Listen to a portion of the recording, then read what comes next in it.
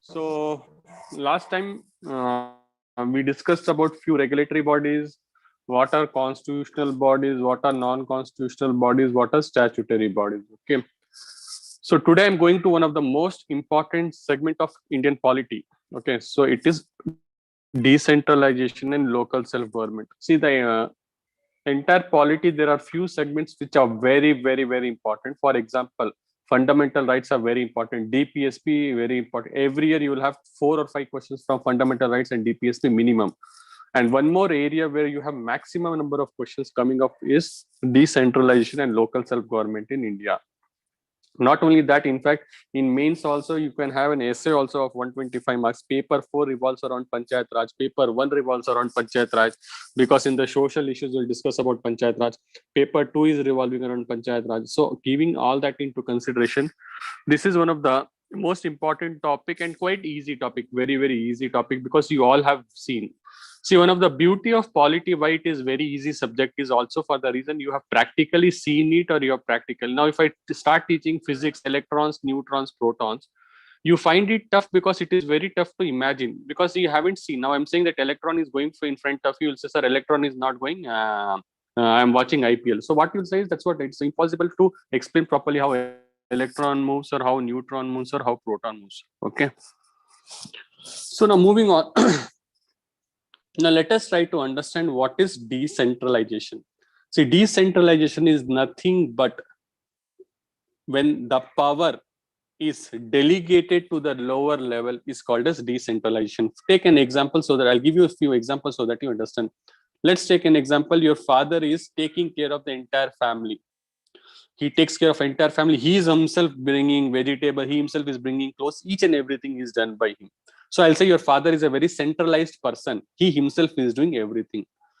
Now, let's say tomorrow your father, what he does is he gives some amount of money, let's say 5,000 of money to your mother, who will look into all household expenses, and 2,000 for you for your all bookhold expenses. Then I'll say your father has decentralized his responsibilities. So what is decentralization is, there is no single decision maker, there are multiple decision makers. So the power is not concentrated on a single person. If the power is concentrated on a single person, we say it is a centralization. And however, if the power is concentrated on multiple people, it is called as decentralization. Okay. Now, local self-government. Dear friends, as you all are aware of the fact that there are two types of government. One is national government or central government, and other is state government. So we have two types of government, national government and the state government. Now, as you have observed, or as you are aware of the fact that, see, the democracy cannot happen only at the two level. The real democracy can only happen when people are also involved in decision making and decision implementation. So I repeat once again, we say India is a democratic country, and in the preamble you read, we the people of India. So the people of India, yes, we are the supreme, but just by saying we cannot become supreme. The people can become supreme only when they are involved in program formulation as well as program implementation. So what is very much important is they should be involved in program formulation as well as program implementation. Now, what we are witnessing is, generally what we are seeing is, democracy at the top level is confined only to the people, those who are rich or those who are involved in criminal activities. Now, for example, if you want to become MLA or MP of your region, you should have both money as well as muscle power. So Jawaharlal Nehru, way back in the 1950, himself said that the real democracy can only happen when the democracy meaning is there at the grassroots level. So he recommended for grassroots level democracy. Now, what do you mean by grassroots level democracy? Grassroots level democracy is a concept where the people are involved in their own decision making with respect to what is their problem and what is their solution. Take an example. Kharguli people should understand, should know. See, Kharguli people only will know what is the problem. For example, road construction is the major problem. So according to Jawaharlal Nehru, grassroots democracy is where the Kharguli people themselves will decide, this is my problem. What is my problem? Road construction is problem. And the local people themselves will find a solution for it. That is program implementation. So this aspect where people are themselves involved in project formulation as well as project implementation at the local level is called as local self government. Clear, everyone? Is it clear? So if you have understood this, then I'll proceed further. Clear, everyone? Decentralization. Yes, Both sir. are one and the. Huh? Okay, Yes, fine. sir. Moving on. Any news? Don't worry. Down the line, you'll understand further also. Now there is a quote by Gandhiji: "Independence must begin at the bottom. Thus, every village will have a republic or panchayat having full powers." See, what did Gandhiji say is, just like India is a republic, we say India is a republic, yes or no? Now, same way, he is of the view that only India should not be a republic. Every village should be republic in own sense. See, when I say India is a republic country, what does it mean? That means there is no monarchy. They are themselves electing who should lead them. They should be having their own republic. They should have their own, so what to say, self-sufficiency. So Gandhiji said that the real independence can only happen when all the villages are self-sufficient. He doesn't want only the urban cities or India to be insufficient. He wants every village to be sufficient. So only when every village will be having republic or self-sufficient, that is when he says independence will reach at the bottom level. Okay. So this is not important for you. You see, when you write essay and all, you will be using these codes. When you write essays, that time we'll see. Now, here I'll try to make you understand the definition of local self-government. Now, India's democratic structure has three levels of governance, which are at national, state, and local. So, I hope you all are still. I hope you all know the difference between government and governance. So, what is government? Government is nothing but it is an institution or an organization. The actionable part of the government is called as governance. I say that any DSS is a government. Whatever the projects any DSS are implementing is called as governance. Okay. Now, so India's democratic structure has three levels of governance at national, state, and local level. So we have governance system at national, that is central government, state means state government, and local is nothing but panchayat raj system. Now, what does local self-government means? Transfer of power to rule to the lowest rung of the political order. So what is local self-government? It is nothing but transfer of power from Narendra Modi to village panchayats is nothing but local self-government. So it is nothing but democratic decentralization where the participation of even the grassroots level of the society is ensured in the process of administration. See, when I say grassroots level of the society, what does it mean? People, those who have been staying in villages, they're from ST or they're from women community or they're from minorities community. Till now, they were never involved in decision making and decision implementation. However, with the coming of the Panchayat Raj system, what has happened? People at the lowest rung of the society, people at the lowest cadre in the society, today they are able to be involved in program formulation as well as program implementation. The grassroots level is called as Panchayat Raj system. So the grassroots level, what is this called as? It is called as Panchayat Raj system. Now the word Panchayat means assembly. So now, see, what do you mean by term Panchayat? See, this Panchayat is a Hindi word. Panchayat kar raha hai. What do you mean by Panchayat kar raha hai? Means is doing, is involving many people and doing gossiping. So the term Panchayat is nothing but where group of people are sitting and talking to each other. Now, see, the concept of panchayat is not something new. See, you'll get to know now that we passed 73 Constitutional Amendment Act 1992, 1993. See, that is not the case. What is more important we need to understand here is it is something which has been happening from older generations, right from Vedic age onwards. We are having something called as concept of panchayat. See, that time we may not have 3 tier, 4 times, but earlier what was happening, the local elders in the villages, they were considered to be supreme and they were the one who were deciding what is right and what is wrong. So whenever the villagers had any problem, they would approach these people. Is it fine? Elders. So that's what. So earlier, elderly chosen people were representing panchayat. Okay, write down fast. Write down this slide fast.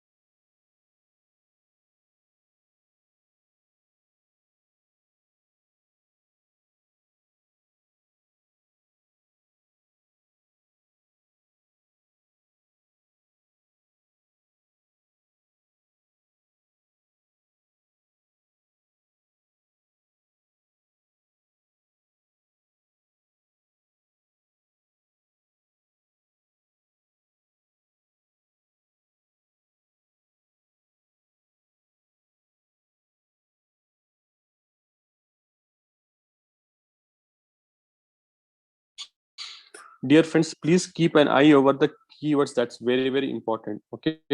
So now, for example, which are those keywords? Decentralization, grassroots level, panchayat, governance at national, state, and local. See, the examinations are more bothered about these things.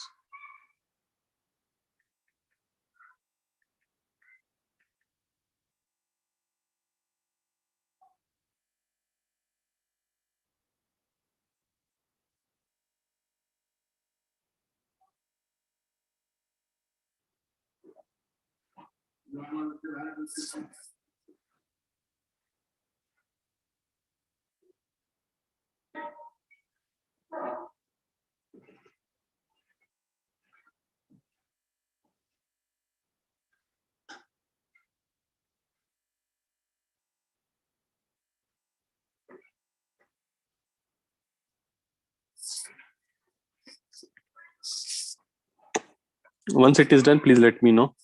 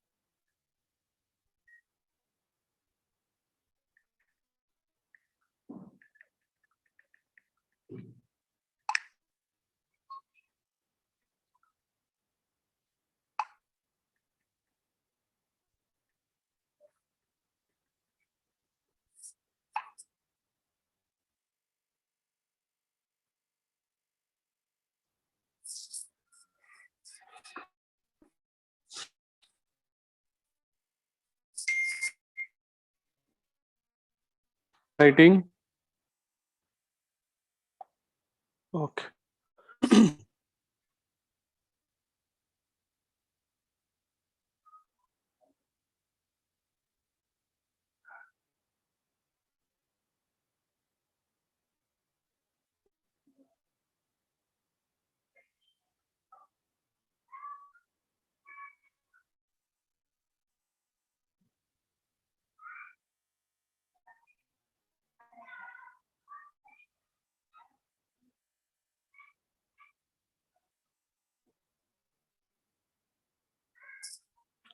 Fine. Shall I proceed?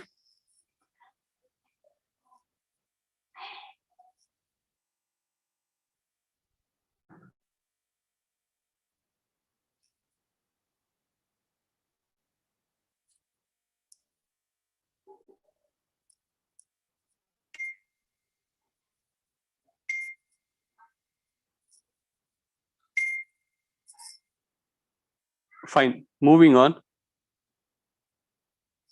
Okay. Now, see, in the year 1930s and 40s, Gandhiji came out with the concept of Gram Swaraj. So now, see, please don't try to mug it up. Gram means, see, every meaning has there in that word itself. Gram means village, Swaraj means republic. So again, as I said, he was of the view that every village should be self-sufficient. Every village should be republic in its own manner. Every village should be an empowered village. It should be an emancipated. It should be a developed village. See, that's where the concept of village as a development, it was not something which came up in the year 1990. So right from Gandhiji always used to believe in the concept of village-led development. He never believed in urban-led development. Gandhiji also never believed in mass industrialization. He was of the view that small-scale industries which are run by the villagers will lead the development of the country. So Gandhiji's concept of village was self-reliant but interdependent on each other. Now, this is again very, very important. So he did not feel that every village should be dependent and they should not interconnect with each other. What he meant was the village should be self-reliant. However, there should be respective connectivity between the villages. So villagers of Manipur should also talk to villagers of other northeastern states. So he believed in self-reliant and interdependent villages for bringing about prosperity in the rural areas. Now, Gram Swaraj idea was in the forefront of independence movement. So this concept of Gandhiji's Gram Swaraj was taken as one of the most important pillar during independence. So whenever whenever the freedom fighters negotiated with Britishers, they always kept in mind Gram Swaraj. So that's where when after Gandhiji came from 1917, he started his Champaran Satyagraha and all. He ensured that the villagers' participation is maximum. He knew that just handful of people cannot bring about development. The real development will only come when the villagers are really participating. His concept of Satyagraha would involve mass number of people. He did not believe in just handful of people in bringing about development. Is it fine? Okay. Moving on. Just take the click of this picture. This is something which is important from mains point of view. You can just take the click of it. You don't have to write down now. Now later on you can write it down. Okay. Moving on. Now, dear friends, see, certain times what will happen is UPSC may ask you question about two prominent leaders and their view on a particular topic. So Gandhiji and Ambedkar had a different idea pertaining to village, or had a different Gandhi had very percent towards the village. However, in opposite to Gandhiji. So what did Ambedkar feel?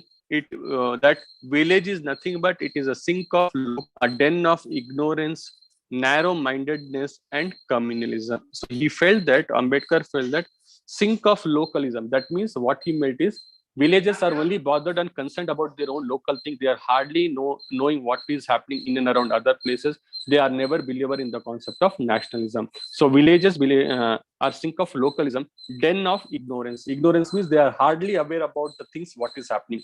So they are very, very ignorant. They do not know about the national perspective, national development. They do not know anything. People are very narrow-minded in nature. They are not having broad thinking. They are just bothered about themselves. And communalism, that means there's always conflict between Hindus, Muslim, Hindus, Christian in villages. This was the idea of Ambedkar's concept of village. However, Gandhiji was of the other view. He said, my idea of Gram Swaraj, he felt village Gram Swaraj is complete republic, independent for many others in which dependence is necessary. So he always took a positive notion about village. Gandhiji always believed that village should be headed by a representative one. He always believed in panchayat. Secondly, he said that the Gram Swaraj model of development should be there in the village, where village is a self-sufficient but interdependent. Okay. So this is what. Now there are two prelims question in this slide. So let us try to understand which are those two prelims question in this slide. Okay, now please can anyone tell me till where Idris sir has exactly taught you Indian polity? Idris sir, till where he has which topic has he exactly taught you?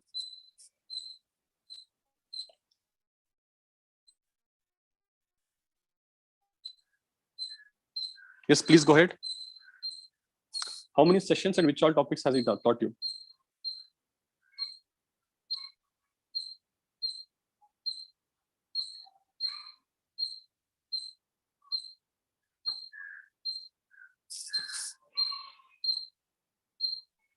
One second.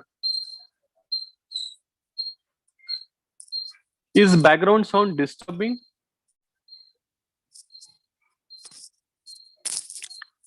Is my voice not audible?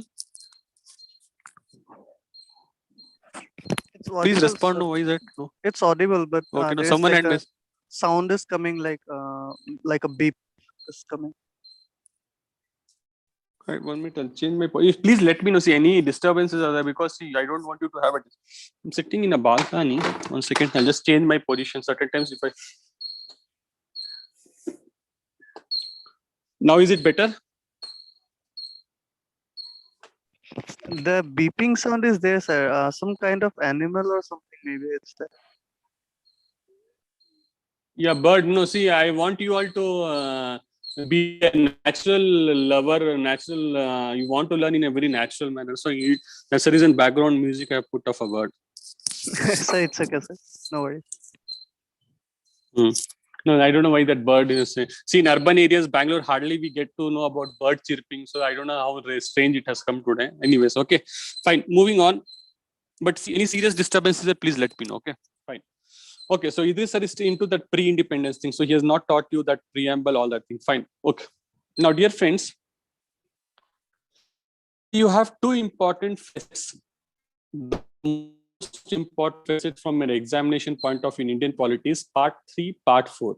So part 3 deals with fundamental rights and part 4 of India's constitution deals with directive principles of state policies.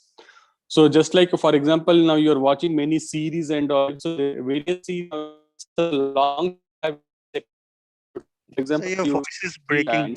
so there were 5 episodes. Sir, your voice is breaking. Voice is breaking. Now it's good. Now is it okay? Sir, it's good. It's good now. Okay, fine. So now, for example, let's take an example of TVF aspirants. So what they It's breaking again, sir. We can't hear you. Yes, sir, it's breaking.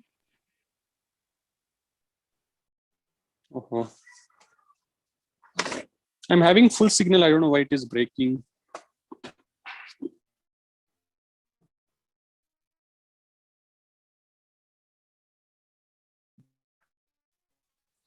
Now? Now we can hear you, sir. Better? Yes, sir. It's not breaking now, no? No, sir. Yes, sir. Yeah, fine. So okay. So part 3 deals with fundamental rights and part 4 deals with DPSP.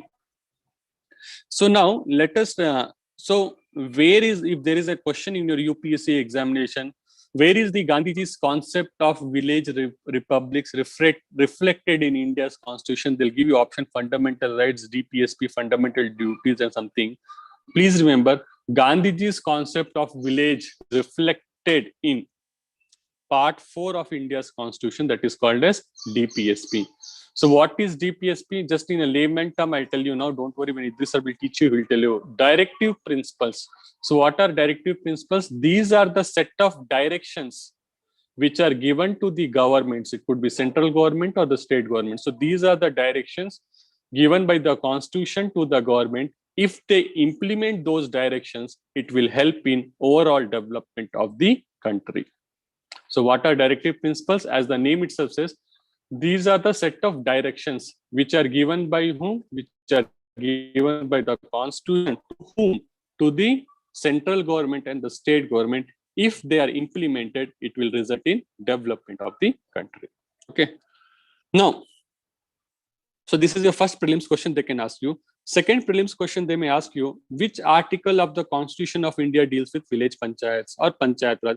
So you should know Article 40 of the Constitution of India deals with Panchayat Raj. What is the name of Article 40? It is Organization of Village Panchayats. So Article 40 of the Constitution of India deals with Organization of Village Panchayats. So now let's try to understand what does Article 40 says. The state shall take steps to organize village panchayats and endow them with such power and authority as may be necessary to enable them to function as a unit of self-government. Now let's try to understand one by one. The state shall take steps. So it is the state government should take steps to organize village panchayat. That means they should create something called as village panchayat. After creating village panchayat, what they should and endow them means give them such powers and authorities, so that they are able to function as a unit of self-government. Okay, so that means now, dear, see now, just by having village panchayat is not necessarily important. What is more important is they should have financial power, they should have administrative power, they should have development power, so that they can bring about development of the people. Now, for example, I elect a class leader. See, electing a class leader is not important. What is more important is some amount of power should be given to the class leader so that he can bring about discipline in the class. Clear, everyone? Article 40. Is it clear? Yes, sir. Yes, sir. Fine. Yes, Write sir. down fast. Yeah, write down fast.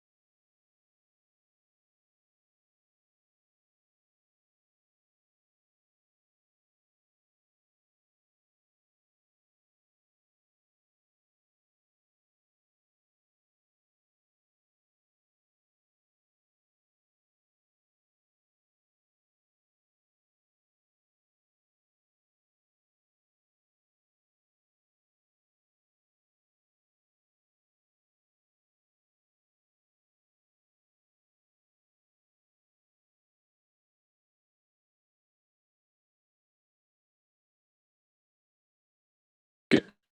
Writing now.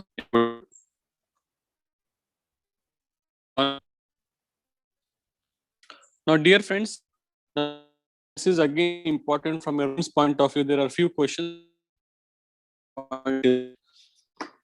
Now, the concept of again Panchayat Raj is not. Let us try to understand what was happening pre-independence period. So, what was the model of local governance during pre-independence period? So, we had something called as traditional system of panchayat. So, earlier what happened during the ages and all, we had some traditional system of panchayats of caste panchayat. There was had of a caste related conflict. So, we had to see in caste. Sir, your voice is not clear. How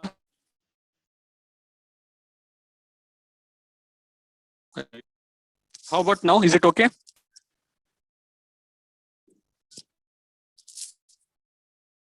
Is it better now? Yes, sir. Yes, sir. Okay, give me just 1 minute. I'll just change the setting. No.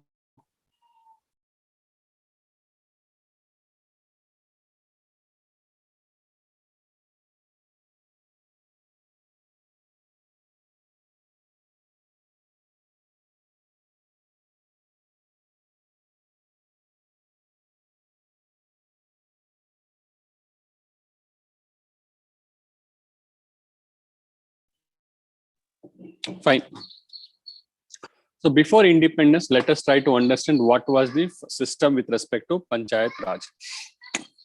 So we had something called as traditional system of panchayats. So what is this traditional system of panchayat? It is nothing but caste panchayat. So what is this caste panchayat?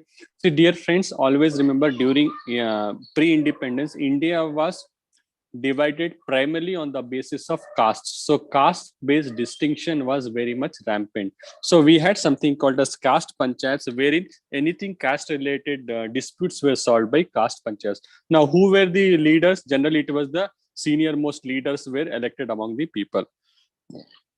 Now, when the Britishers came up for the first time in the year 1677, Madras Municipal Corporation came up. So now this can be your prelims question. When was the first municipal corporation came up? So it was in the year 1687. So write down. And there can be second question, where did the first municipal corporation come up? It came up in Madras. So you write down 1687, Madras Municipal Corporation came up.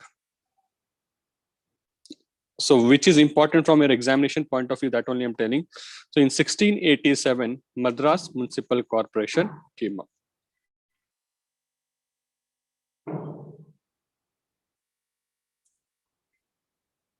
Okay. Now, in 1726, so municipal corporations were also set up in Bombay and Calcutta. So now, initially, which are the three places where the municipal corporations came up? First, it came up in Madras, then in Kolkata as well as Bombay. Okay. Now, in 1870, what happens is Lord Mayo comes out with a financial devolution concept. So it is nothing but he says that the money should be given at a local level for the development. So what is financial devolution? Devolution means what? Giving the power to the lower level. So in 1870, Lord Mayo speaks about giving money at the lower level for the development. That is nothing but financial devolution. So now what you should know is write down 1870 Lord Mayo financial devolution. So I repeat once again, 1870 Lord Mayo financial devolution.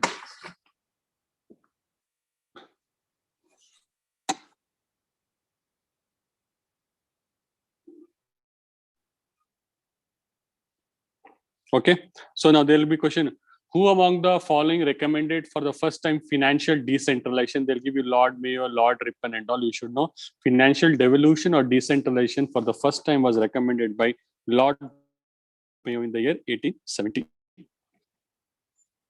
Now, in 1882, Lord Ripon comes out with a resolution of local self-government.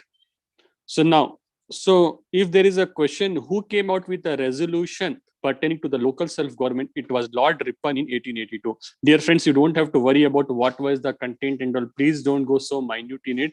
UPSC is not bothered much about facts. Even the state services, yes, what they can ask you, which year local self-government resolution was passed? 1882. And who was the creator of it? So Lord Ripon.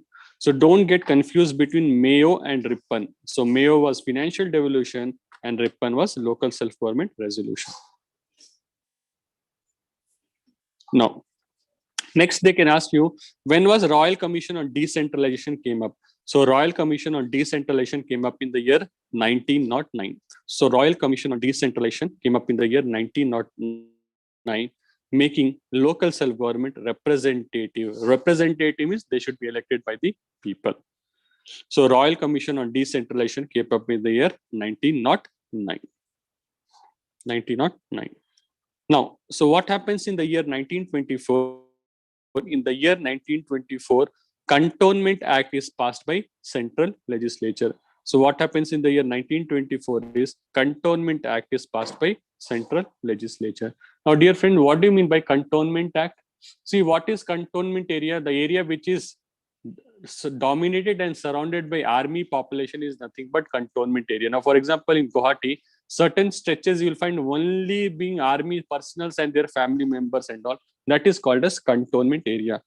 So in the year 1924, Cantonment Act was passed by Central Legislature. And also, see, don't worry, Idris sir will be also teaching you, because when he's discussing about the pre-independence acts and all, he'll be discussing about 1919 Act in detail, 1935 and all. So in the year 1919 and 1935, local government concept also came up. So in the year 1919, Monte-Morlock reforms and 1935 Government of India Act, these two acts also spoke about local self-government.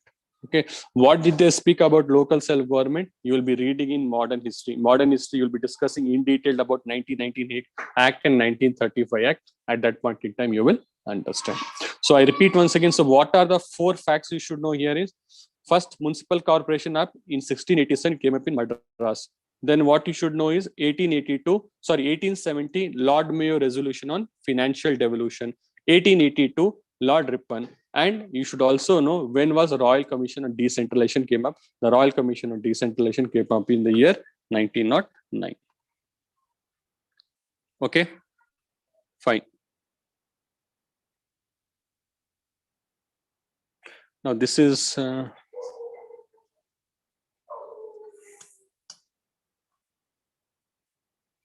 okay. Now, dear friends, there were various committees which was set up by the government of India with respect to Panchayat Raj institution. So there were various committees which were set up. So all the committees are not important. Something which is important from examination point of view, I'll tell up. See, in the year 1952 and 1953, the government of India sets up 2 programs called as Community Development Program and National Extension Services. Okay. So now, when was community? There was once the prelims question also. When was Community Development Program came into picture? So it came up to the picture in the year 1952. And National Extension Service, it came up in the year 1953. So in the year 1952, we had CDP, and in the year 1953, we had National Extension Services. Now, what were these 2 programs? These 2 programs were related to the development of the country or development of the district in a whole. So what was these 2 programs related to? These 2 programs were related to the development of the country as a whole. Just like, for example, we have now NREGA scheme and all. So at that point in time, we had programs like Community Development Program and National Extension Services. In the year 1957, Balwant Rai Mehta Committee was set up. So both the date is important. So in which year Balwant Rai Mehta Committee was set up? Anyways, next slide we'll be discussing about the details of Balwant Rai Mehta Committee. Anyways, so Balwant Rai Mehta Committee was set up in the year 1957. So this was the committee for the first time recommended for the establishment of Panchayat Raj institution. So which committee for the first time recommended for the Panchayat Raj institution? It was Balwant Rai Mehta Committee in the year 1957, which recommended for the constitution of Panchayat Raj institution post-independence. So based on the recommendations of Balwant Rai Mehta Committee, in Rajasthan, there is a district called as Nagaur district, where that Panchayat comes into picture. So tomorrow, which state was first to implement Panchayat Raj? The answer is Rajasthan. So Rajasthan became the first state to implement Panchayat Raj recommendations of Balwant Rai Mehta Committee, and followed by Andhra Pradesh. Then then again, Ashok Mehta Committee is important. It was in the year 1977. So Ashok Mehta Committee was set up in the year 1977. The next is LM Singhvi Committee of 1986. That is again very, very important. Now, why it is important is for the only reason because this was the committee for the first time recommended that constitutional status should be given to the Panchayat Raj. Write on the note. LM Singhvi Committee was the first committee which recommended for constitutional status to Panchayat Raj institutions, which recommended constitutional status to Panchayat Raj institution. So which committee for the first time recommended for constitutional status? It was LM Singhvi Committee of 1986.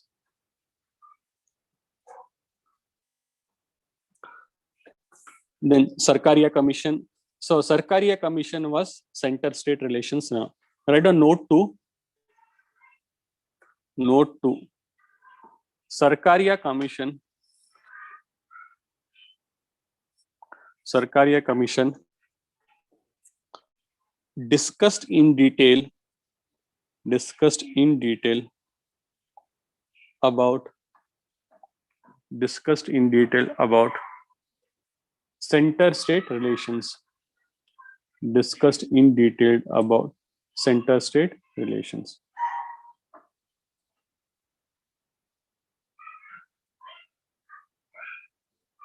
Discussed in detail about center-state relation. Okay.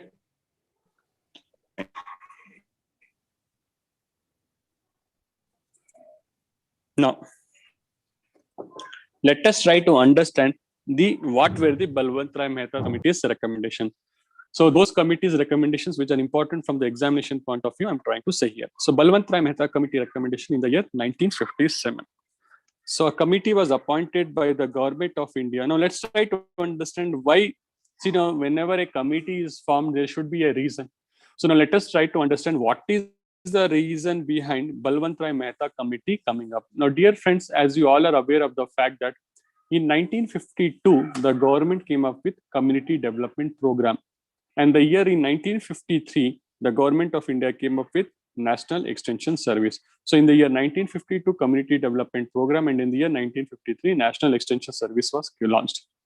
Now in this program, the crores of rupees were spent for the development of the people. So in these programs, crores of rupees were spent for the development of people. However, it was realized that despite allocating crores of rupees for the development, the real development was not happening.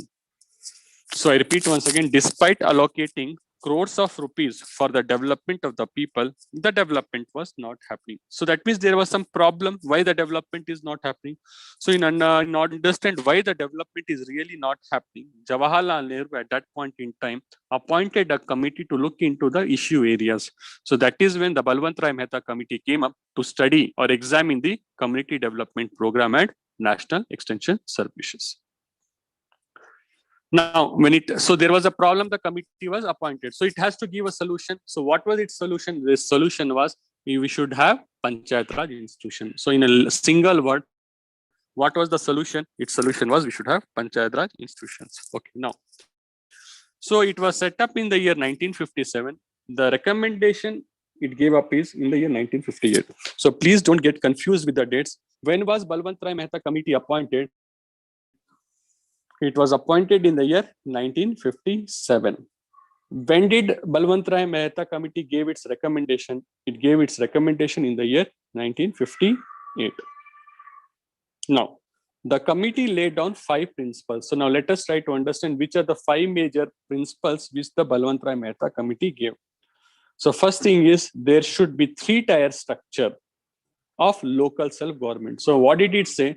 See, it was of the view that currently the development was led by bureaucracy or the government officials, which was not resulting in development of the country. So why CDP and National Extension Service was not as successful? Because everything was driven by government officials. There was no participation of the people, and that is the reason there was successful. There was no success in the program. So what did it recommended? It recommended instead of officers-led development, there should be 3-tier structure of local self-government from village to district level. So it said that there should be 3-tier structure. So there should be 3-tier structure of self-government from village to district level. So there should be 1 at district level, 2nd at the intermediate level, and 3rd at the village level. And all these 3 bodies should be linked to each other.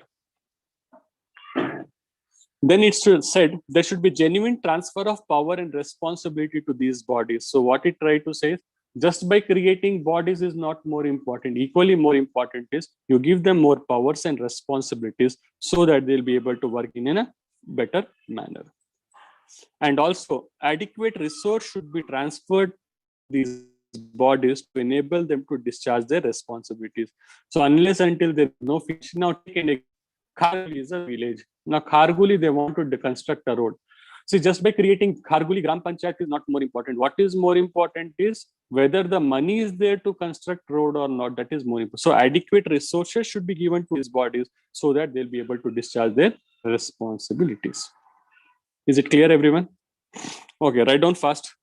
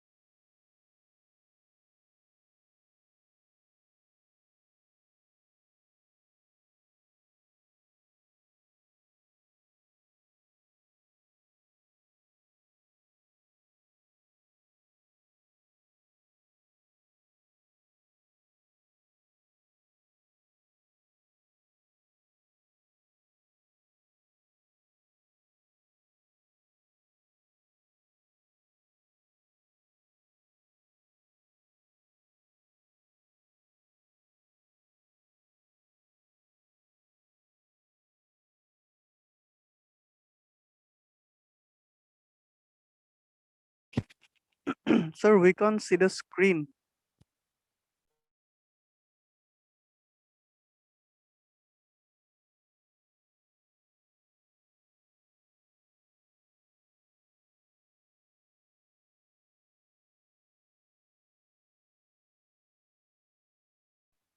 Sir Prakash, we can't see the screen, sir.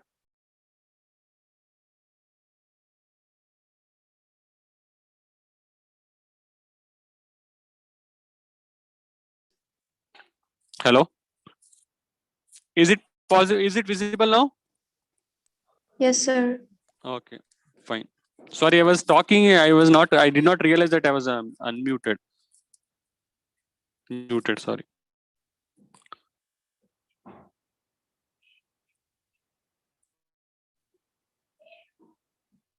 Yeah. See, right on this. See, the question can be write a note on the recommendations of Balwant Rai Mehta committee for 10-12 marks. Your state exam or Arunachal or Manipur and all. So these type of questions are very, very frequently asked.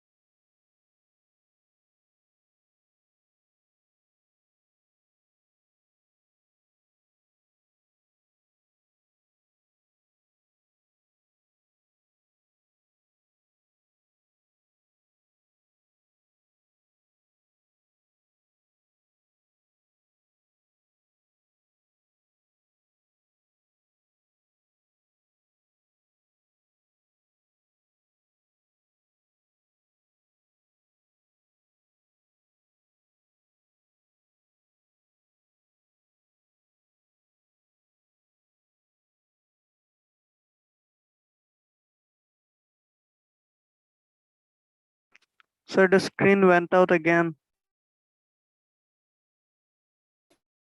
Once again, I think again there is some issue. I don't know. Yeah, I know. One second.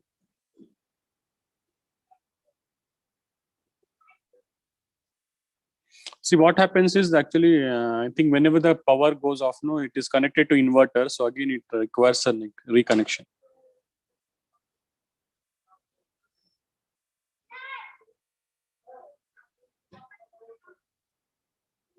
Okay.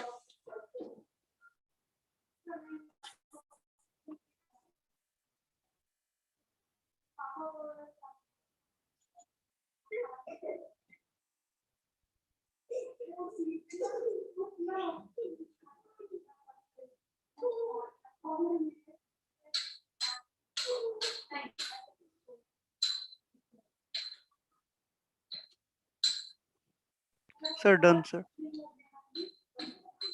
Okay, good. Done.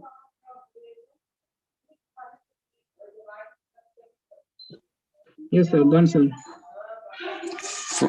Fine, good. Now,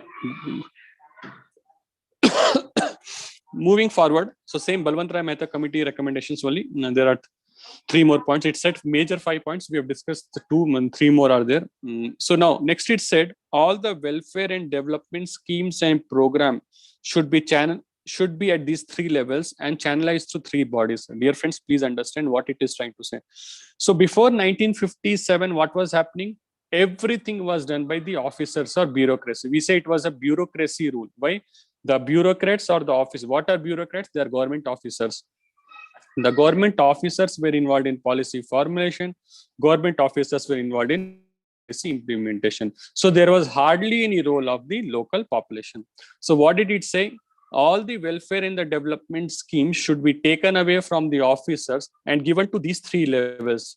So the given to panchayat levels, and they should be implemented through these bodies. So not only given, it should be also implemented. For example, health schemes. Let's say, take an example. Currently, we have Pradhan Mantri Jan Dhan Yojana. Example. So it says the officer should not do. It should be implemented by the villagers. This is what it is trying to say. Okay. Now from that time, I'm shouting three-tier system, three-tier system. Sir, what is this three-tier system? Now I'll make you understand which are these three-tier system. So this three-tier system consists of three levels. One is Jilla Parishad, then is Panchayat Samiti and a Gram Panchayat. See the fourth line in second paragraph, you have three lines. Jilla Parishad, Panchayat Samiti and Gram Panchayat. So which are the three-tier levels? I repeat once again, the three-tier levels are one, Gram Panchayat at the village level, Panchayat Samiti at the intermediate level, and Jilla Parishad at the district level. Once again, I repeat. So the three-tier from that time, what I'm saying is, so the three-tier of Panchayat Raj should consist of what? Gram Panchayat at the village level, then Panchayat Samiti at the intermediate level, and then the Jilla Parishad at the district level.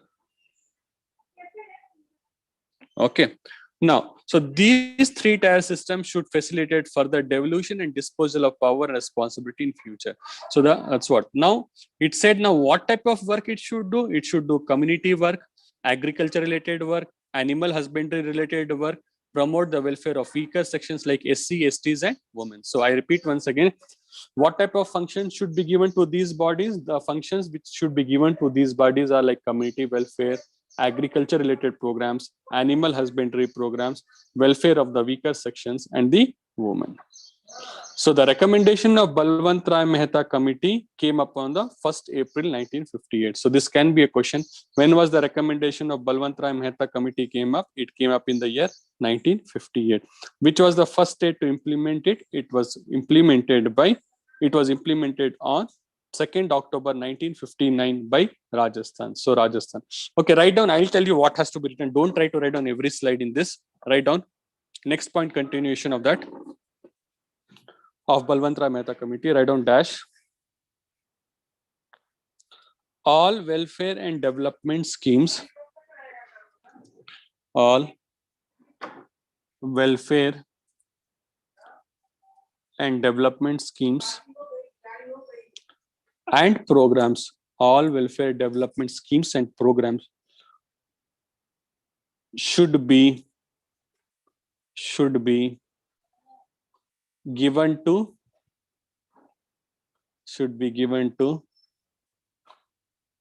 Panchayat Raj institutions, should be given to Panchayat Raj institutions at all three levels, should be given to Panchayat Raj institutions at all three levels.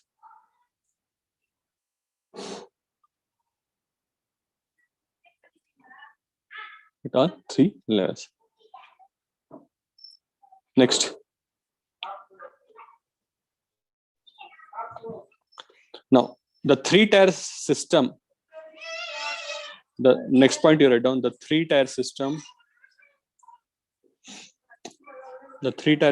of panchayats, the three-tier system of panchayats are Gram Panchayat at village level, Gram Panchayat at village level. Second, Panchayat Samiti at intermediate. What do you mean by intermediate? You can write down bracket middle level, INTERMEDIATE. So second point is Panchayat Samiti at intermediate level.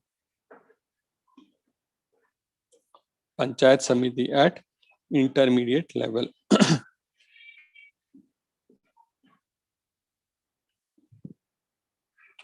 And third is Jilla Parishad. Third is Jilla Parishad at district level. Third is Jilla Parishad at Jilla Parishad at district level. Jilla Parishad at district level.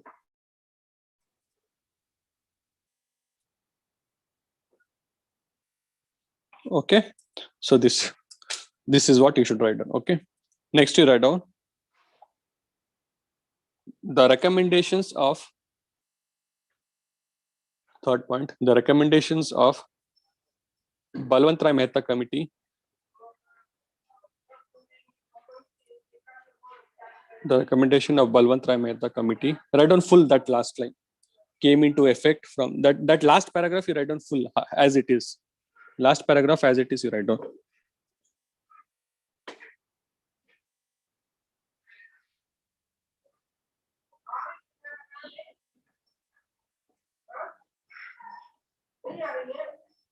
Huh?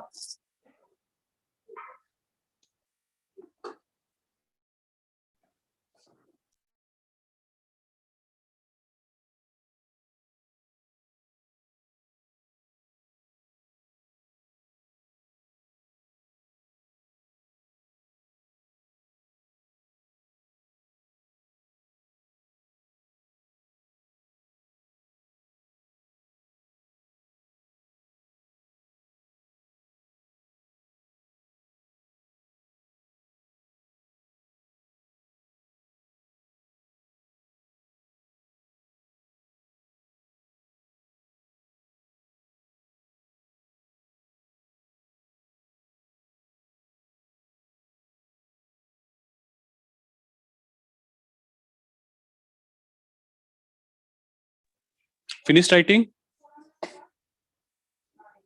Yes, sir. Yes, sir. Yes, sure. Okay, sure. This is not important. Sir. Okay. Ashok Mehta committee. Yes. Okay.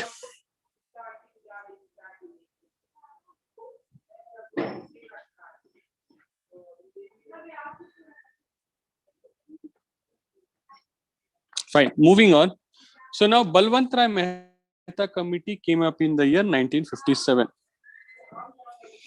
Now, dear friends, not all the states accepted it. Few states accepted it. Few states did not accept it. Few states came up with 1950. Few states came up with 4-tier system. Few states came up with 2-tier. Now, can anyone say? I want you to slightly think. Now, hereafter, I want you to slightly think. 1 or 2 questions I'll keep asking in between, so that now, can anyone tell me what could have been the reason why the Balwant Rai Mehta committee was not implemented in a uniform manner?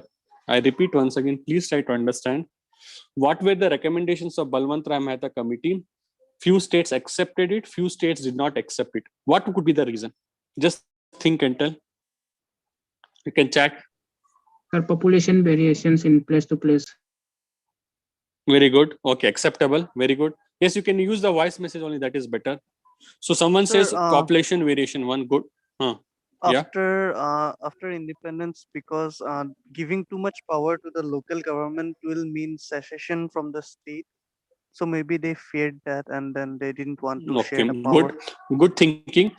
See, it is not secession of the state. They felt that their power would have been taken by this local level. See, all the MLAs and MPs started fearing that if we give power to the local level panchayats, the power of MLA and MP will come down. Okay, good. Then what else could be the reason?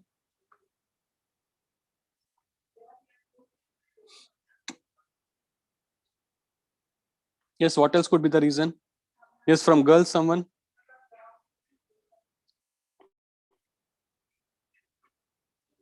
Or today girls are in hibernation stage or what? Huh? They are all sleeping. Huh? Yes, what could be the reason?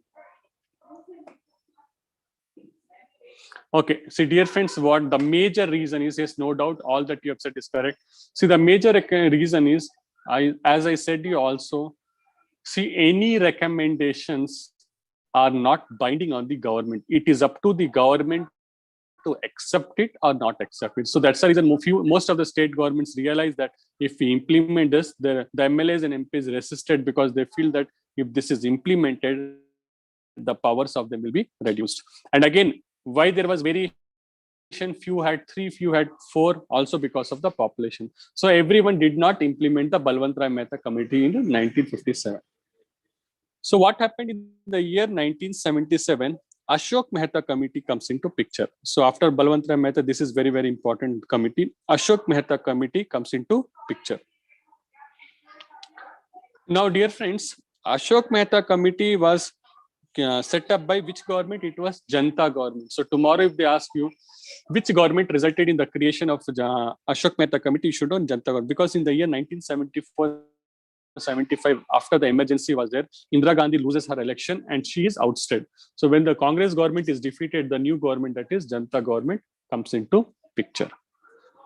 Now, dear friends, if I ask you why was Balwant Rai Mehta committee appointed, what is the answer? Yes. Now this itself can be your question. Why was Balwant Rai Mehta committee appointed? Yes. To check upon the working of this the community development program and Very good, very good. Yes. So Balwant Rai Mehta committee was not appointed to appointed to study Panchayat Raj. It gave Panchayat Raj as a solution. Balwant Rai Mehta committee came up for what? To study community development program and national extension service. Now see here, Ashok Mehta committee was set up for what? Panchayat Raj institution. So after 1957, there were few states who implemented Panchayat Raj and all. So now Ashok Mehta committee was exclusively set up for what? Panchayat Raj institutions. So the Ashok Mehta committee was set up for the Panchayat Raj institutions in the year 19. Now it submitted its report in 1972 and made 132 recommendations. Now, dear friends, for you, all the 132 recommendations, you don't have to mug it up. You should know only the important recommendations from examination point of view. So in order to strengthen the declining Panchayat Raj system, already there was a decline in the Panchayat Raj institution. It came up with 132 recommendations in the year 1978. So which are those? Let us try to understand one by one. So the first thing it said, the 3-tier system of Panchayat Raj should be replaced by 2-tier system. So now Balwant Rai Mehta committee set for 3-tier. Which are those 3-tier? Gram Panchayat or the village Panchayat. Then it said Panchayat Samiti and Jilla Parishad. So it said instead of 3-tier, let us have only 2-tier, which is that it should have Jilla Parishad at the district level, and then there should be Mandal Panchayat for a group of villages. So which are the 2-tier system which is recommended by Panchayat Raj by Ashok Mehta committee? The Ashok Mehta committee recommended 2-tier system. One is Jilla Parishad and other is Mandal Panchayat. Jilla Parishad and Mandal Panchayat. Okay. So write down fast. From Ashok Mehta committee, write down. Don't write down VT Krishnamachari. That is not important from your examination point of view. Write down from Ashok Mehta committee, 1977.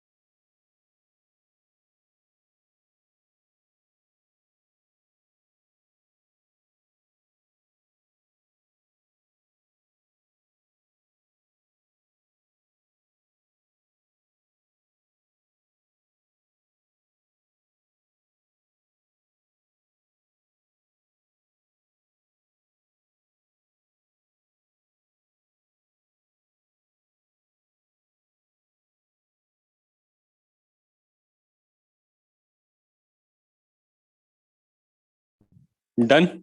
So dear friends, please try to always understand that keywords you need to mark it. See now, for example, in this Ashok Mehta, see 77, 78, 132 recommendations, 2-tier system, Jila Parishad and Mandal Panchayat.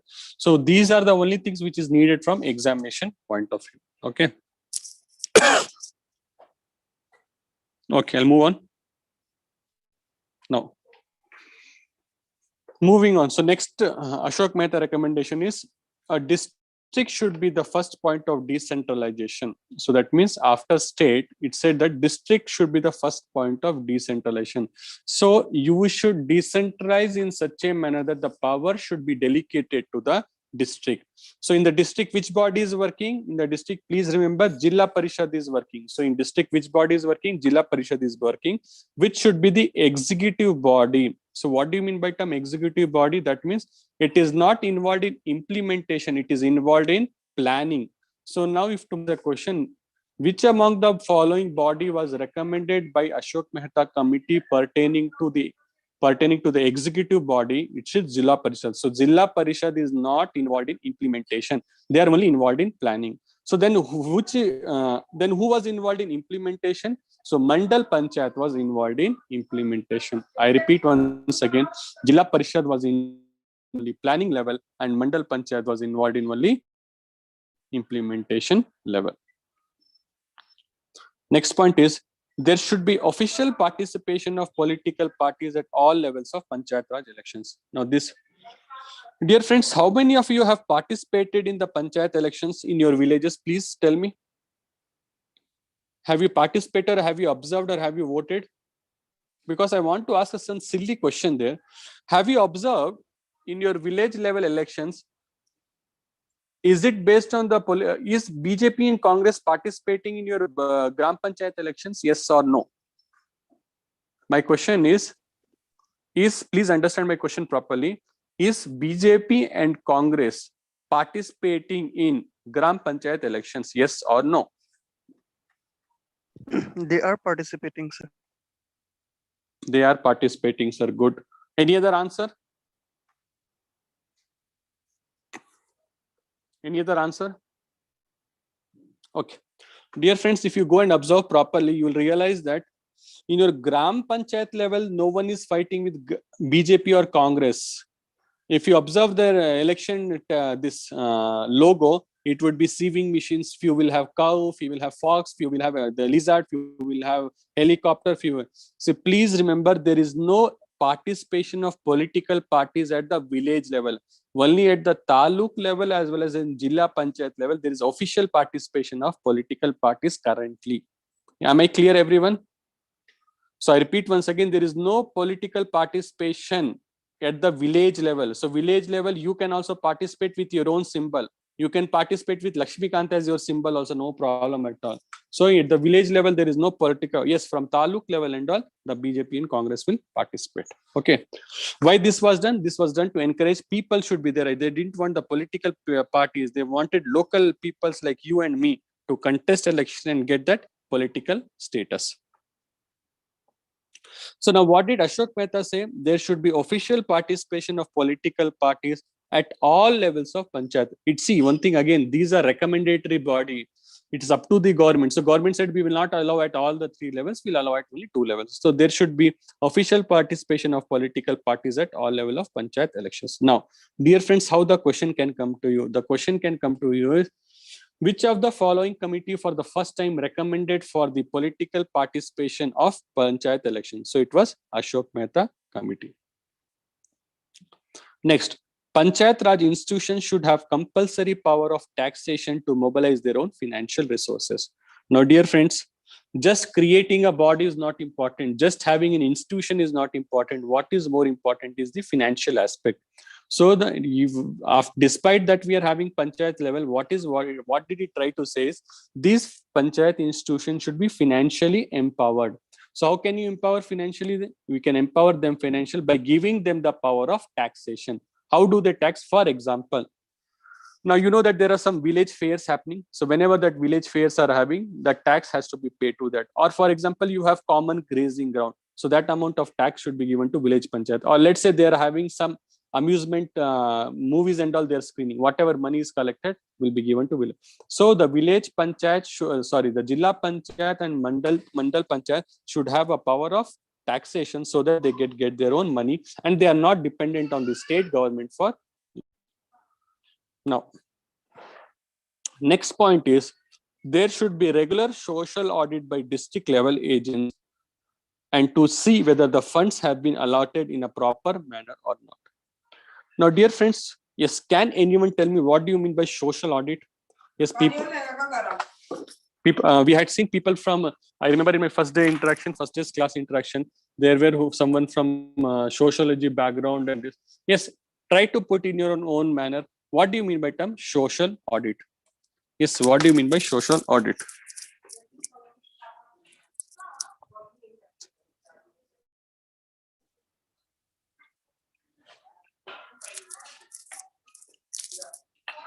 Okay. Okay. Inspection kind of, fine. See, what is audit? Audit is nothing but examining. What is audit is nothing but examining or inspecting. Now, I'll give you an example so that you understand. Now, dear friends, let's say Mr. Prakash is handling polity class. Now, who are the beneficiaries of this class? The beneficiaries of the class are you people. So around 20 people of them are beneficiaries of this program. Now, Mr. Prakash is taking class. You are the beneficiary of this program. Which institution is organizing it? Any DSS is organizing. Now, you tell me, who should evaluate my class? Whether any DSS should evaluate my class or whether you 20 students should evaluate my class.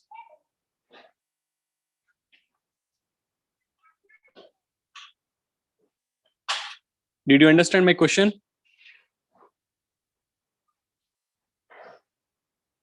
Please respond. Yes, the students, yes. So the students should, yes. So now, see, I want you all to be attentive. So when you're attending the class, please be interactive. I don't believe in one-way communication. I'll say one way I can speak for hours together. If you are not interactive, then it doesn't make any purpose. It will not give me interesting notion to take the class. Let me be very frank with you. So now, see, it is up to you to ensure that how the faculties are teaching. Only when you are smart enough in the class, you are interactive in the class, then only I'll be also feeling like taking the classes. Now, so what is social audit? Social audit is a scenario where the beneficiaries are evaluating the programs. Now, what is my program? I am taking the class. Who are the beneficiaries? Students should evaluate whether my classes are good or bad. So same way under social audit, the program should be evaluated by the beneficiaries. For example, if there is a NREGA scheme, who all have taken the benefits of NREGA scheme will decide whether their scheme is good or bad. Now, dear friends, with this, what will happen is one, we can figure out whether the money was used for right purpose or not. And secondly, we will ensure that the vulnerable groups like SC, STs and women are involved in evaluation of the schemes. But earlier what was happening, the government officials themselves were evaluating. But now the inspection or evaluation is done by the beneficiaries or the people. Okay, write down fast.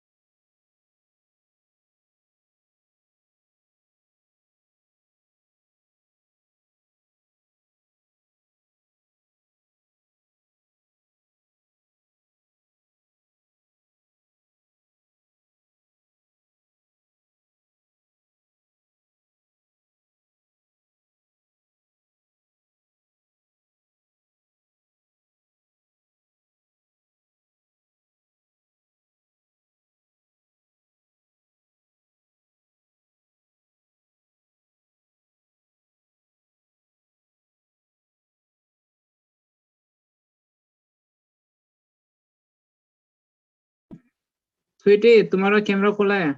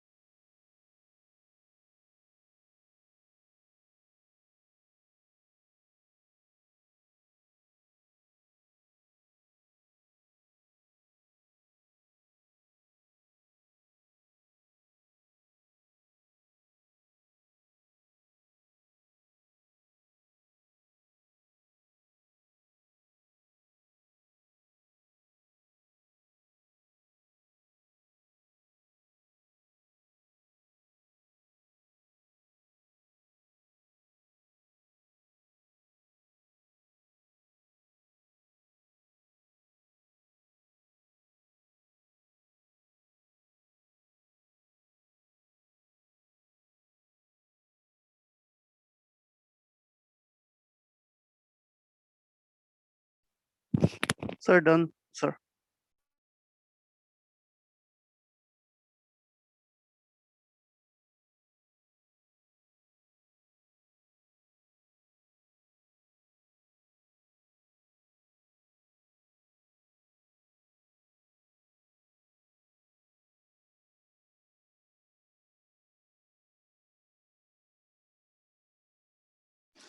Okay.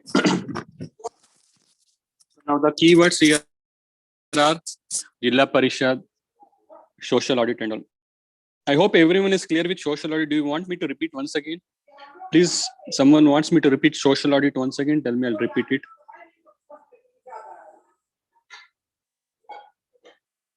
Yes, anyone, do you want me to repeat You can social audit once continue. again? Sorry? You can continue from here only. Continue from here only means? We understand the social audit, sir. You have understood, no? Yes, sir. Fine. Okay. So next important points of Ashok Mehta. See, dear friends, this can be a question in both your mains also. For example, what were the major recommendations of Ashok Mehta committee in your state service exams also? In your prelims examination of UPSC and your state, which among the following were the recommendations of Ashok Mehta committee? And they'll give you should be knowing what is right and what is not right. Okay. So anything is, so these slides are important both from your prelims as well as means. Now next, the state government should not supersede the Panchayat Raj institutions. See, earlier what was happening was, whichever Panchayat Raj institutions were not working well or because of any political reasons, so all the Panchayat Raj leaders were removed and the government officers were started working. See, when again the government officers are only working, then the concept of local level democracy is gone, yes or no? So whenever there is a problem, the government should not supersede. Rather than that, it should conduct fresh elections within 6 months. I repeat once again, what is supersede? Supersede means to take over. So for example, let's say in Kharguli, there is a village panchayat. I'll give an example so that you understand. So this Kharguli village panchayat is not working well because of corruption. No, it was not. Yeah, there was allegations of corruption. So what will the state government do? The state government will suspend all the members and put government officials. So these government officials should not run permanently. Within 6 months, a new election should be happening. See, when the government officials are only running, then obviously the concept of Panchayat Raj will again be evaporated. So we don't want the Panchayat Raj to be run by the government officials. Again, freshly elected leaders should be done within 6 months. Is it clear? Okay. Now, it said that the chief electoral officer of the state, in consultation with Chief Election Commissioner of India, should organize and conduct Panchayat Raj elections. So Ashok Mehta, now tomorrow if there is a question, which among the following committee for the first time recommended for creating an election commission to conduct Panchayat elections? So it was Ashok Mehta committee which recommended for the creation of separate election commission for conducting panchayats in the state, which is, what is that name? That is Chief Electoral Officer. So the Chief Electoral Officer of the state should coordinate with the Chief Election Commissioner of India to conduct elections. Then it said all the development functions should be transferred to the Jilla Parishad and the development staff should work under its control and supervision. Now, dear friends, please understand here, it's a very, very important point. All the development functions should be transferred to Jilla Parishad. Now, dear friends, if I ask you currently who is heading all the development functions in a district, what is the answer? If someone asks you who is generally heading the development functions in the district, what is the answer? Sir, the DM. Very good. DM or DC, that is IAS officer, that is district magistrate or district collector. Yes, good. So district magistrate, why I don't know why today Sneha is very silent. Last week she was very proactive. Today she is very silent. Okay. Sir, we work in shift. So last week I worked, this week some other are working, next week again I'll come back. Okay. So now development functions, my voice isn't working. So check for your COVID if your voice isn't working.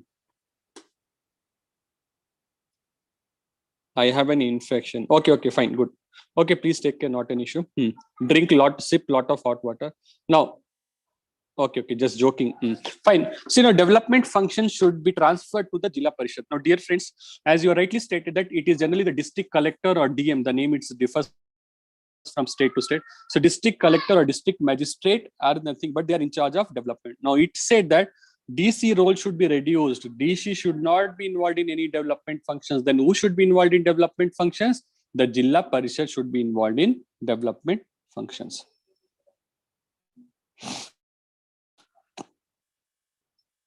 Okay. See that point is please remove that a constitutional status to be accorded to Panchayat as institution, that is wrong. Please don't write on that point. Okay. Next, a minister for Panchayat Raj should be appointed in the State Council of Ministers to look after the affairs of Panchayat Raj institution. Now, dear friend, what did it say? There is a need for creating a separate minister for Panchayat Raj institutions. Now, take an example so that you understand.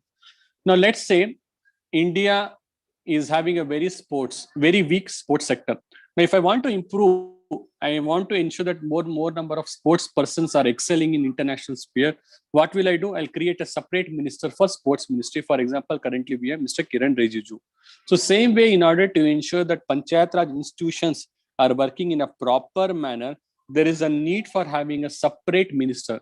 See, when we have a separate minister for Panchayat Raj, what will happen is obviously there will be a leadership for Panchayat Raj institution so that they can function in a proper manner.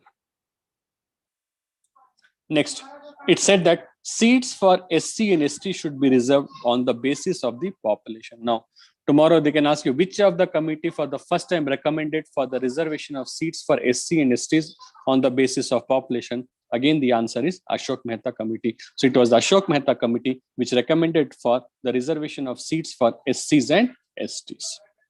Clear, everyone? So what it is? So I'll just give you the final crux fast. There should not be any supersede. So that means state government should not supersede. If there is any issue, the election should be held fast. Then a separate election officer to conduct elections. All the development functions should be transferred from DC to the Jilla Parishad. Then separate minister for Panchayat Raj and seats for SC and ST. Now write down fast.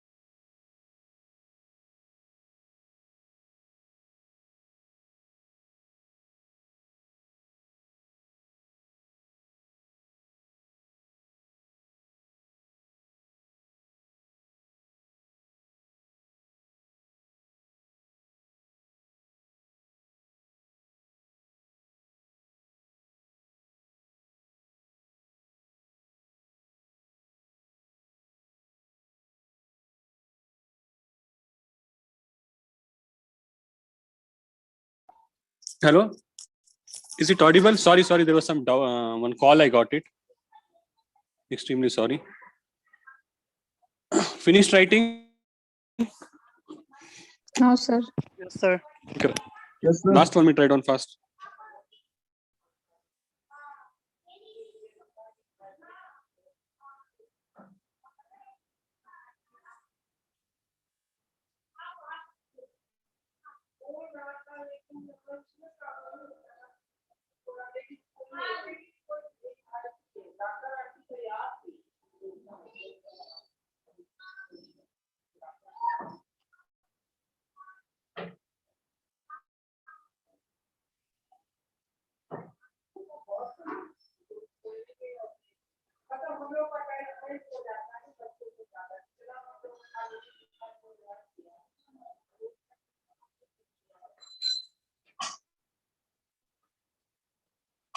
Okay, done. See, dear friends, again, see, now I'm telling you what is smart reading. If you ask me the entire slide, I'll just tell you there are 5 key points. One, there should not be supersession. Supersession means state government should not come and occupy. Secondly, there should be separate body for conducting election. Third point is all the development functions should be given to Jilla Panchayat instead of DC. Fourth point is separate minister for Panchayat Raj. Fifth point is reservation for SC and ST. So you see that entire thing, what is smartness is entire thing I've just finished in 5 lines. When you reach to that level, that means yes, you have started understanding what is needed to crack UPSC and state service examination. Did you understand? Okay. Shall I proceed further? Yes, sir. Yes, sir. Yes, sir. Okay, good. Fine. Now, so due to the collapse of the Janta government before the completion of its term, no action could not be taken on the Ashok Mehta committee. Now, dear friends, now you could have asked me next, sir, was it again successful? Dear friends, again I said you, yes. Again, the governments did not take it seriously because they felt that this could again take away the powers of the local MLAs and MPs. So once and again, Janta government fell down before its 5 year because of its internal factions. So hence the recommendations of Ashoka Mehta committees came up in the news, it came up in the open. Few states tried to implement it and few states did not want to implement it. Okay, so this completes your Janta government. Okay, so this completes your Ashok Mehta government. Now, see, you don't have to know everything. See, but yes, at least you should know. For example, tomorrow they ask you, Dantwala committee report was related to what? You should know it was related to block level planning. So write down note. Dantwala committee report. Dantwala committee report. Dantwala committee report was related to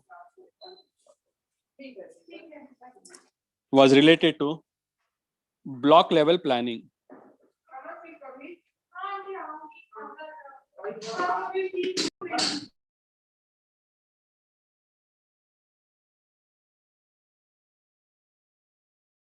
And Hanmantra, and note 2 you write down, Hanmantra committee related to district planning.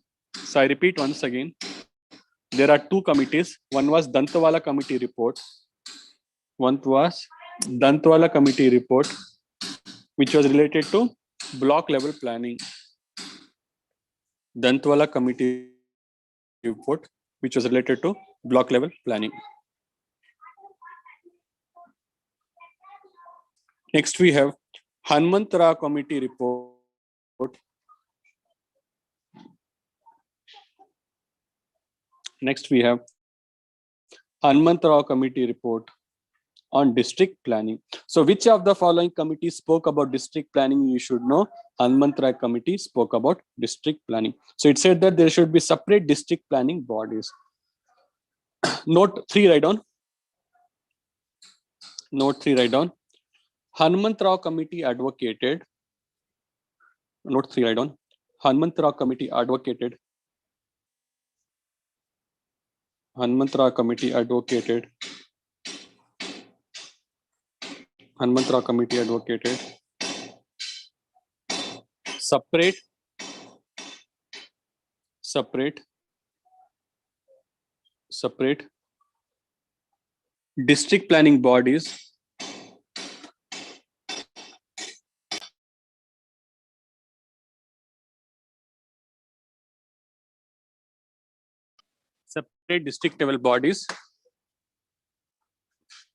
under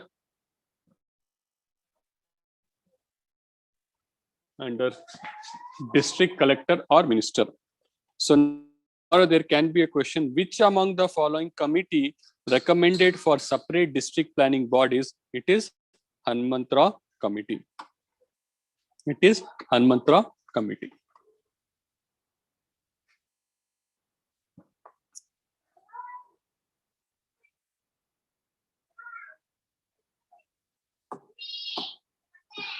Okay, now 1 second. Is this important?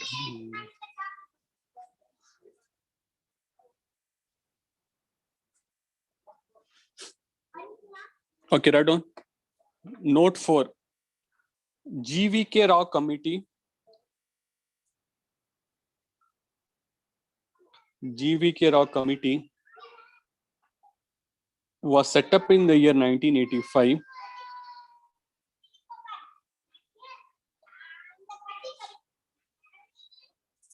GVK Rao committee was set up in the year 1985 to study rural development,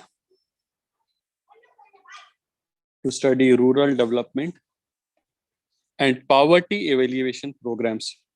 To study rural development and poverty alleviation programs. What do you mean by term alleviate? Alleviation means reducing. So poverty alleviation programs.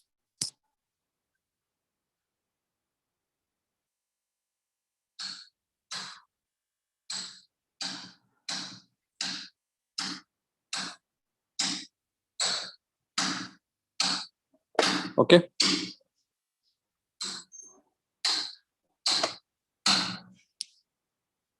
Fine. These are not important, so okay, don't worry about this. Yes, this is very, very important. Okay. Now, Dr. L.M. Singhvi Committee, 1986. Okay, dear friends, please be concentrative here now. This is very important from an examination point of view. So, Rajiv Gandhi government in 1986 appointed a committee on revitalization of Panchayat Raj institutions for democracy and development. So, Rajiv Gandhi government in the year 1986 sets up a committee under L.M. Singhvi Committee. What was the role of it? So, what has to be done to revitalize Panchayat Raj institution for democracy and development? So, tomorrow if there is a question, LM Singhvi committee was related to what? You should be knowing that it was related to Panchayat Raj institution. Which government set up LM Singhvi committee? It was Rajiv Gandhi government. Which year it came up? Again, it is 1986. So these three factual things you should know. Now, its recommendations were, first point is the most important point, constitutional recognition to Panchayat Raj institutions. Now, first point is constitutional recognition to Panchayat Raj institutions. Now, dear friends, I want you to think and answer. What will happen if I give constitutional recognition to Panchayat Raj institutions? One. So there are two questions I am asking here. One, constitutional recognitions to Panchayat Raj institutions, if I give, what is the advantage associated with it? Now, please try to answer this. What will be the advantage associated with it if I'm giving constitutional recognition to Panchayat Raj institution? Because I've already discussed what are constitutional bodies and their importance. You have this. Sir, previously the recommendations were non-binding and many state governments did not implement it. But with constitutional recognition, every state government have to implement it. Excellent. Yes. Excellent. This is, yes.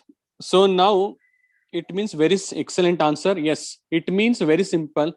So till now, whatever the recommendations were there, Balwant Rai Mehta committee or Ashok Mehta committee, it was not binding on the state government. It was up to them to implement or not. Instead of 3 tier, they made it 4 tier, few tires, they made it 1 tier, few of them made 5 tier. So there was nothing. So there was nothing compulsory on the part of the governments to accept. However, once I give a constitutional status, it means that it becomes compulsory on the part of all the state governments to implement it in a uniform manner. So I repeat once again. So when it said constitutional recognition to Panchayat Raj institution, what does it mean? It means very, very simple. It means that all the state governments across the India should give constitutional recognition, means they should create it compulsory, the Panchayat Raj institution. Okay. Next, a new chapter should be added in the Constitution of India. So in order to ensure that it becomes compulsory, we should create a separate chapter. Thus, their identity and integrity will be reasonably and substantially inviolable.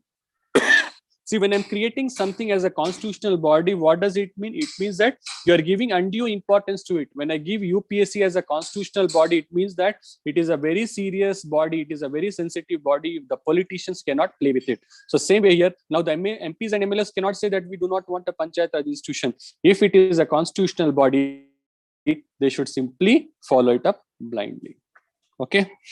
Now there is one chat. Let me see what is that.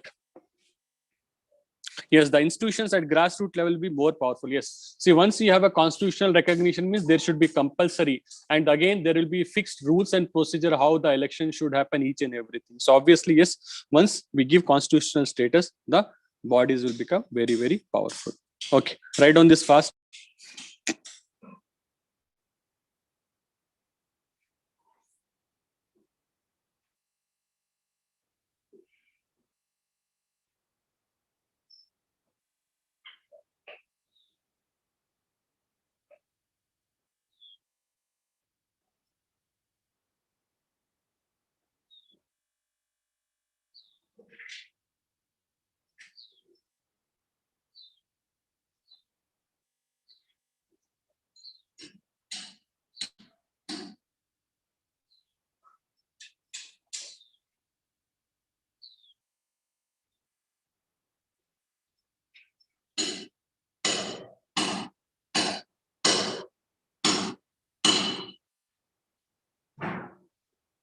Write on fast.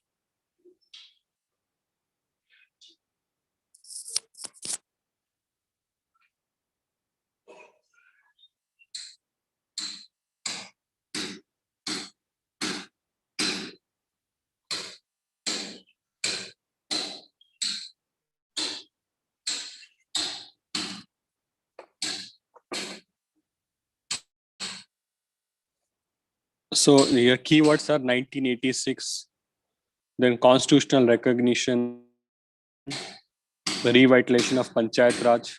All these are very, very important. Okay. Sir. Sir. Yeah, please. Do they ask any question regarding like, will they ask a question in UPSC mains asking us to write about the recommendations of any committee?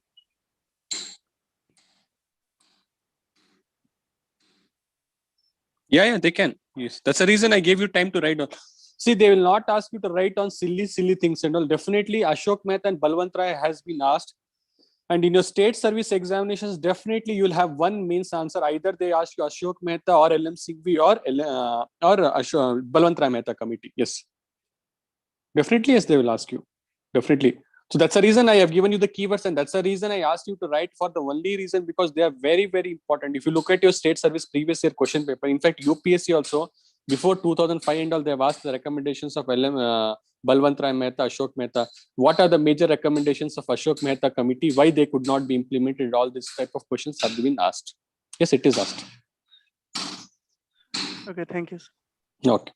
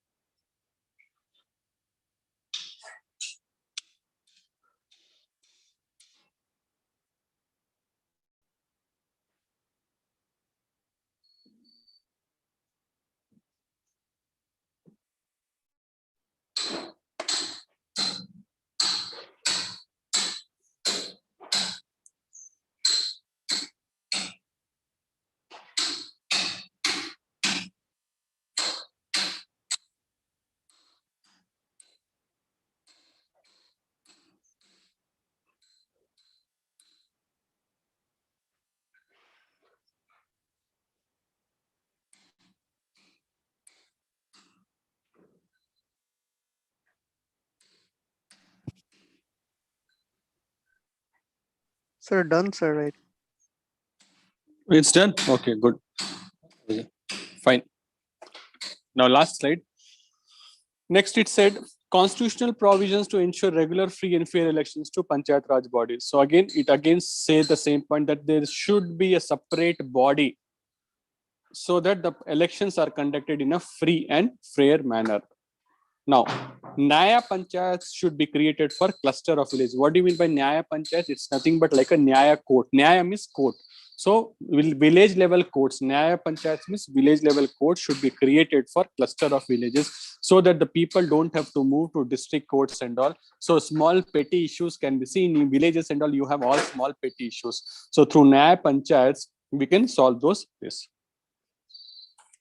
Reorganize villages to make gram panchayats more viable. See, there are few gram panchayats where there are 100 villages. There are few gram panchayats where there are only 10 villages. So that thing shouldn't happen. So we need to reorganize the gram villages in such a manner that there is sustainable enough. See, for example, it should not have too many villages also. It should not have too less villages also. So that's what. So gram panchayats should be modeled, should be reorganized in such a manner that it is having adequate number of villages. Now, it emphasized the importance of Gram Sabha. It called it as embodiment of direct democracy. Very, very important point. So, if there is a question, which body for the first time recommended for the creation of Gram Sabha, you should know it is LM Singhvi Committee recommended for the first time creation of Gram Sabha. So, what is Gram Sabha? It is nothing but it is like a parliament. What we have parliament at the center, Gram Sabha is nothing but parliament at the village level. Who will be there at the Gram Sabha? All the people, those who have the rights to vote and those who are having voter ID card are the members of Gram Sabha. Then what is the difference between Gram Sabha and Gram Panchayat? People, those who are elected in the Gram Panchayats are called as Gram Panchayats. So people, those who are elected in the villages are called as Gram Panchayats. However, Gram Sabha, those who are eligible to vote also are the part of it. Is it clear? Did you understand the difference? So who for the first time created the recommendation of Gram Sabha? So it was, so the Gram Sabha for the first time was recommended by LM Singhvi Committee. So what is the difference between Gram Sabha and Gram Panchayat? All the elder people, those who are about 21 years of age, sorry, those who are about 18 years of age and those who have voter ID card will be the members of Gram Sabha. The winners from the Gram Sabha will be called as Gram Panchayats. So winner, those who got elected from Gram Sabha will be a member of Gram Panchayats. More financial resources for now.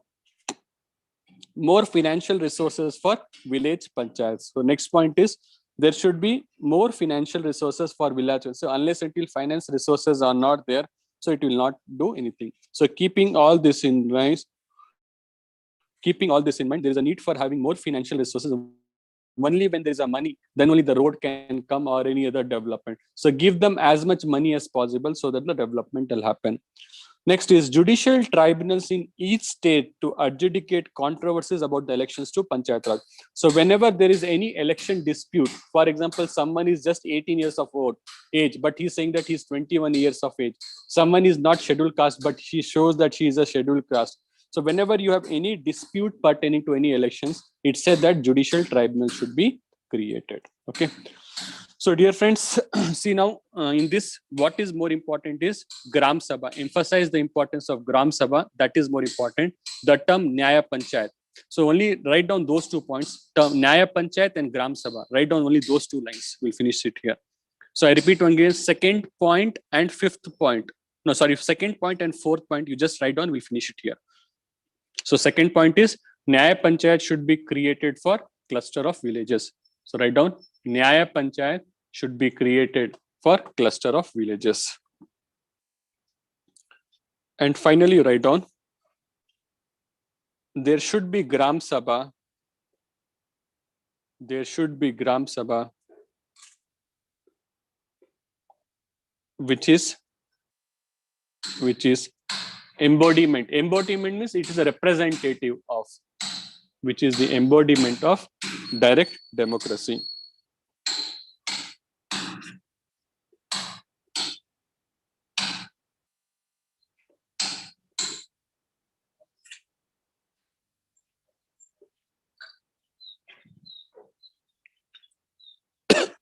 Okay, fine then. So we'll stop the class here. Tomorrow we'll reassemble. Take care.